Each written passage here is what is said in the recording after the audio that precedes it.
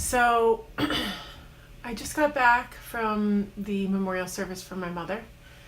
Um,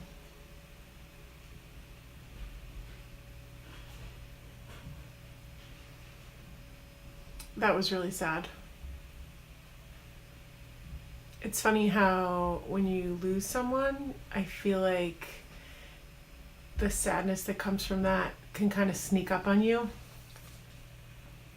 And I find that there's times when you're supposed to feel sad that you might not, and then other times when you maybe wouldn't even think you'd be thinking about it, you do, and then you feel really sad. So I've been kind of feeling like that a lot lately, like the moments when everybody else is crying, I don't feel like crying, and then I find that I'm crying about it, usually when I'm by myself. It's kind of how it's been for me. But today, bringing my mother's ashes over to the church was really emotional for me. I got there early because I had the ashes, and I was sort of like thinking to myself, like, a typical move for me would be like to be late and forget that I had the ashes and have everybody there like, Lindsey. So I made sure I was there about a half an hour early with my mother's ashes. And when I went into the church, there was a handful of women there going through the rosary. So I sat in the back of the church with my mother's ashes in my lap and listened to them do the prayers, and the light was like beaming through the stained glass windows, and it just was, I found myself, I just was so upset. I was crying. I was a mess by the time everyone else got there. So, and everybody else seemed fine. I mean, I think there's been other moments where, like, I remember the day she died, I don't think it really hit me. Or maybe I trusted more in where I believed she was going, what was next for her, which is obviously a mystery, but I have a certain level of faith that it's not the end. But today, I felt like it was more just about missing her and realizing that she's just not here with us. So, I'm home. I changed, and now I am going to finish up the artwork for Winter Gloves because we are sending it off to CD Baby today. The master's been approved. We did end up having it mastered somewhere else. I'm sorry, I can't think of the name of where we had it mastered today.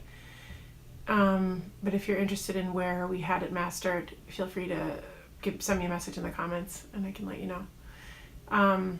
It was a company that was offered through CD Baby. So Dawn was really happy with those results, and the band, everybody seems really happy with the final product. We are going to get that out there. We're really excited about it.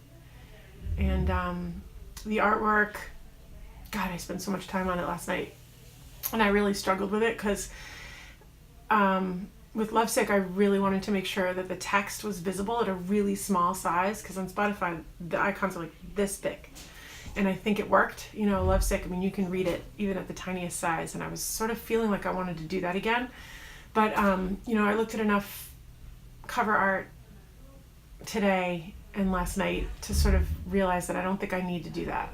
I'm glad we did it for the first one.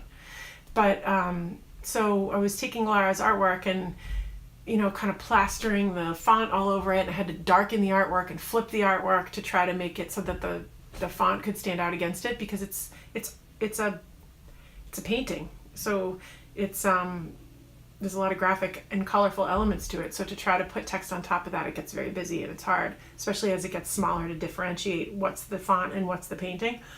So in the end, I got to something that I was happy. I was like, wow, it looks good, but it wasn't, you know, it just didn't.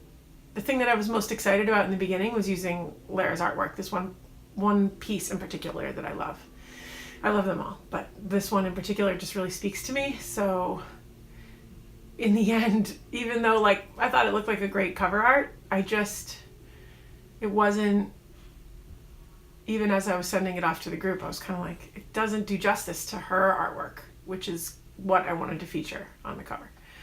Originally, Don had said, like, maybe you could use Lara's artwork as one of the borders. And when I tried that, it just wasn't enough. It just didn't seem like it was, I wanted to make her artwork the artwork. That was my whole thing from the beginning.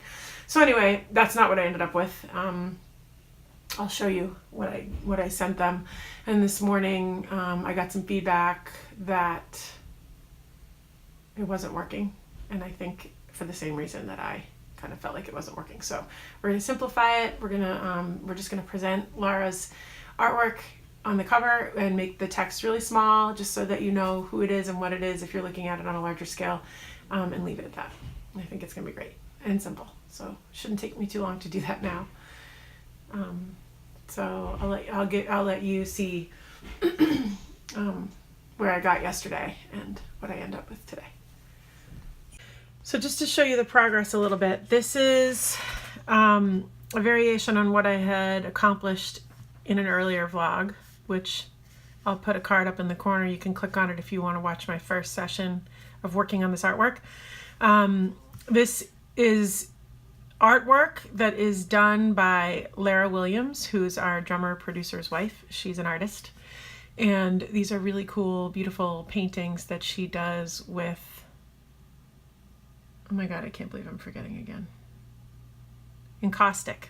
I don't know why I have such a hard time with that word, but it's a waxy material, and she does some collage work with photographs and pigments and paints. It's really beautiful stuff. So this was sort of the first draft. This is the font from Lovesick, same sort of template and layout, except I replaced the border with another one of her paintings, and I added a drop shadow so that it looked like one was laying on top of the other.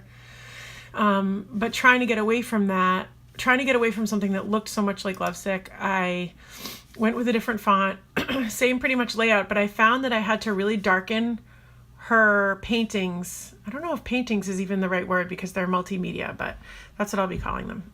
I had to darken them so much to get the fonts to stand out against it, especially I'll show you, like on Spotify, the artwork gets so small. I mean, seriously, that's like how big some of the icons are. And to try to get the title to read at that level, I had to really darken the background because, especially smaller, it all competed. But this is a shame because it really doesn't display the colors that she uses in her artwork. So that kind of bummed me out. So then this was another one. I just, as a last ditch effort, I kind of went with a different font arrangement. But again, like I said earlier, after some feedback, I kind of started from scratch today. And this, let me make it a little bit smaller so you can see it. This is what we arrived at. So this is the final draft. I think it's much better. It's much stronger. It features Lara's artwork in all its glory, the correct size, the correct exposure for the colors. And the title's there. It's smaller. It's out of the way. And it will get lost, I think, at the smaller sizes. But, after looking at enough other artists' cover art on Spotify and Apple iTunes, I realized that you don't necessarily have to read everything that's on there at the smaller sizes. I'm glad that we did that for our first single. But now I think it's less important. And I think this looks great. I'm really excited about it. So now what I need to do, I've already exported it into the format and size that I need to upload to CD Baby, and I'm gonna upload that with the master audio track now.